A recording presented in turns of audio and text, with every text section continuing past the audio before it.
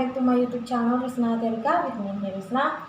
Saya pribadi di video kali ini sebenarnya masih ada kaitannya dengan video yang lalu ya, yang pernah saya berikan. Jika yang lalu saya membahas tentang hal penting dan wajib dipertimbangkan ketika kita memfikskan judul penelitian.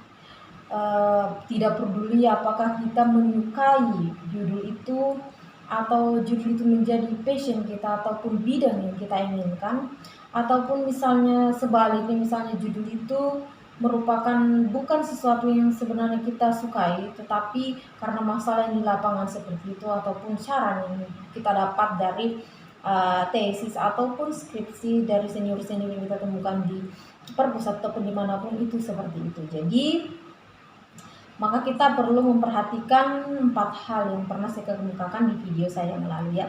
Dan kali ini untuk memudahkan Anda yang mengerjakan tesis, misalnya supaya enjoy nantinya ketika Anda mengerjakan tesis ini, maka saya ingin memberikan Anda beberapa tips yang membuat Anda enjoy ya. Kenapa?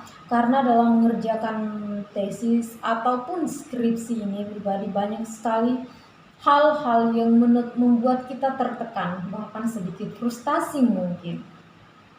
Jadi supaya kita terminimalisir dari hal-hal yang bisa membuat kita sedikit tertekan, maka kita dalam hal menentukan judul, kita harus memperhatikan beberapa hal. Yang pertama itu terkait dengan minat.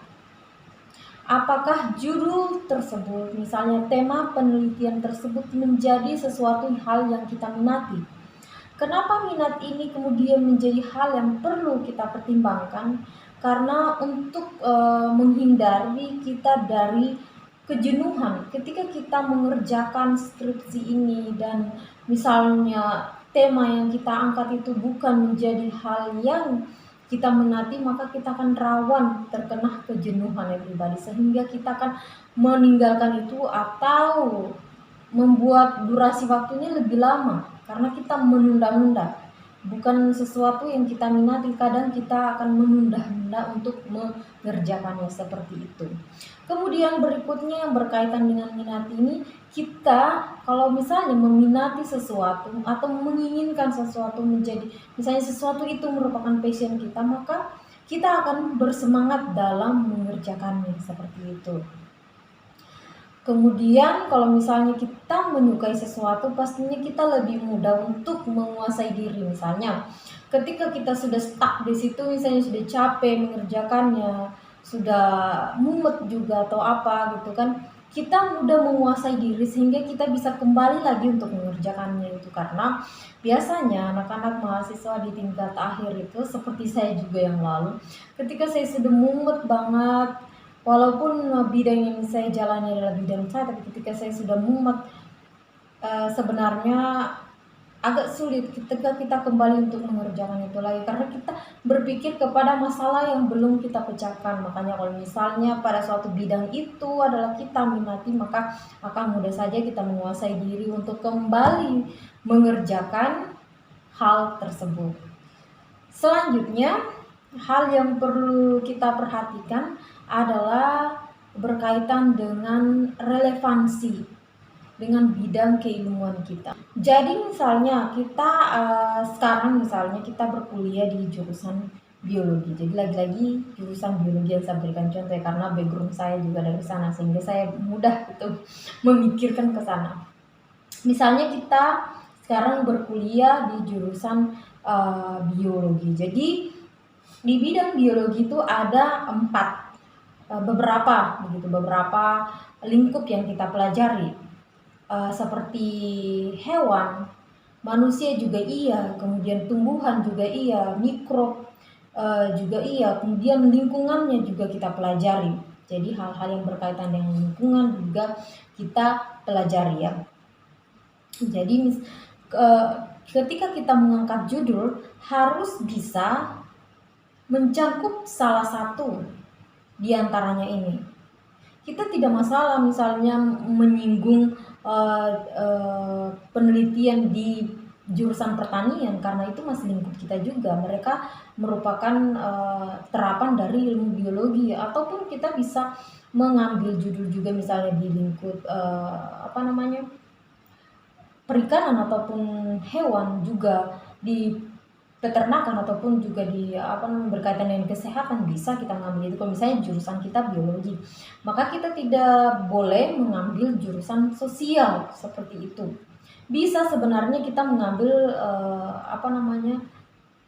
judul atau tema penelitian yang berkaitan dengan jurusan lain, tetapi juga memiliki hubungan dengan jurusan yang kita ambil seperti itu. Jadi perlu kita memperhatikan relevansinya, kan tidak mungkin misalnya kita di jurusan fisika, terus kita mengambil judul misalnya tentang kandungan kimia, kan tidak mungkin ya, karena kita jurusannya di fisika seperti itu. Maka perlu diperhatikan juga terkait dengan relevansi ini. Jadi yang terpenting dari relevansi ini itu judul atau tema yang kita angkat itu masih lingkup dari jurusan yang kita sedang tempuh sekarang atau kita emban seperti itu. Kemudian yang perlu kita perhatikan selanjutnya adalah ketersediaan dosen pembimbing kita. Jadi biasanya di setiap fakultas atau di setiap jurusan itu kan memiliki dosen. Dan dosen itu walaupun misalnya pada saat S1-nya beragam, misalnya kita berada di jurusan biologi, maka misalnya S1-nya juga mereka di jurusan biologi, tentunya ia akan mempelajari semua hal 5 aspek yang saya sebutkan tadi ya. Tetapi ketika ia melanjutkan ke jenjang berikutnya, tidak mungkin ke semua aspeknya itu, dia pasti akan memilih salah satunya. Makanya ketika kita menentukan judul tema penelitian ini, kita harus memikirkan juga, misalnya kita mengangkat tema tentang bakteri misalnya, kita harus memikirkan ini dosen siapa ya, atau pembimbing siapa ya yang bisa menjadi pembimbing kita nantinya. Misalnya kita harus mempertimbangkan hal tersebut. Kemudian karakter pembimbing, calon pembimbing yang akan membimbing kita nanti itu perlu juga kita pertimbangkan, supaya ketika kita komunikasinya itu lancar seperti itu. Jadi ketika kita menentukan suatu judul penelitian, kita sudah bisa mengira-ngira siapa sih yang akan jadi pembimbing saya nantinya. Walaupun nantinya juga ketika Anda mengajukan judul ini, yang akan menentukan pembimbing Anda itu adalah ketua jurusan seperti itu. Jadi ini termasuk sesuatu yang akan memudahkan Anda juga ya dalam mengerjakan penelitian ini nantinya. Kemudian berkaitan lagi ketersediaan pembimbing ini, jangan sampai juga ketika Anda menentukan suatu judul penelitian, ternyata tema penelitian Anda itu tidak ada dosen yang mampu membimbing Anda karena mereka tidak memiliki background seperti tema yang Anda angkat tersebut, seperti itu. Kemudian berikutnya yang perlu kita pertimbangkan dalam menentukan judul penelitian supaya tidak ditolak itu adalah tentang manfaat dari penelitian itu. Jadi kenapa manfaat dari penelitian ini perlu kita pertimbangkan? Karena untuk apa kita meneliti sesuatu yang tidak berguna atau tidak bermanfaat. Jadi kita melihat ketika kita mengangkat suatu penelitian, kita harus juga melihat apa sih manfaat dari penelitian saya ke depannya. Apakah bisa berpengaruh kepada orang banyak, atau bisa berpengaruh kepada lingkungan, kepada tumbuhan, hewan, apapun itu, yang penting bisa memberikan suatu manfaat terbaru, ataupun setidaknya walaupun tidak terbaru tapi memberikan manfaat bagi lingkungan Anda, bukan hanya kepada manusia tapi lingkungan sekitar juga. Jangan Anda mengangkat suatu tema penelitian itu melihat manfaatnya semata-mata kepada manusia, jangan seperti itu. Lingkungan juga harus perlu kita perhatikan dari manfaat suatu tema penelitian yang kita angkat, seperti itu everybody. Kemudian berikutnya hal yang kita pertimbangkan untuk memudahkan kita itu adalah kebaruan dari penelitian kita, kebaruan dari ide penelitian kita. Jadi kebaruan ini seperti apa maksudnya? Jadi kadang kan penelitian itu, judul penelitian itu sama dengan judul penelitian sebelumnya. Jadi apakah ini bisa dikatakan terbaru atau tidak? Jadi kebaruan yang dimaksud di sini pribadi tidak masalah, misalnya judulnya kita mirip dengan peneliti sebelumnya, tetapi misalnya kita mengambil waktunya yang berbeda misalnya, atau tempatnya yang berbeda. Misalnya yang lalu itu ia meneliti di tempat A, identifikasi suatu jenis tumbuhan di hutan konservasi A, dan Anda misalnya ingin juga meneliti mengidentifikasi suatu jenis tumbuhan di